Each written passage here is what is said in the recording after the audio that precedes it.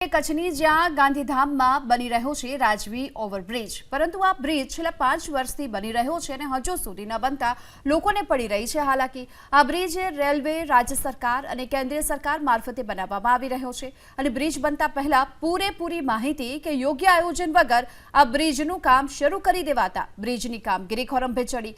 રાજવી બ્રિજ જ્યાં પૂર્ણ થાય છે ત્યાં બીએસએફની જમીન છે અને એ જમીન સંપાદન ન થતા બ્રિજનું કામ અટકી પડ્યું, જેના કારણે હાલાકી ગાંધીધામના હજારો લોકોને ભોગવવી પડી રહી છે।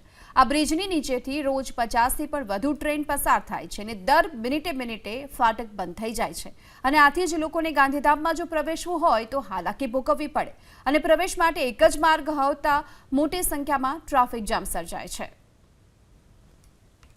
આ બ્રિજ બનવાનું તો શરૂ થયું પણ છેલ્લા 5 વર્ષથી કામ ટલે પડ્યું છે। આપ જોઈ શકો છો અડધો બનેલો છે પુલ, અને જેના કારણે રોજની જે 140 જેટલી ટ્રેન આવજાવ થાય છે। દર 10થી 15 મિનિટે ટ્રેન આવે છે, ફાટક બંધ થઈ જાય એટલે બિચારા માણસો જે અટકાઈ જાય છે।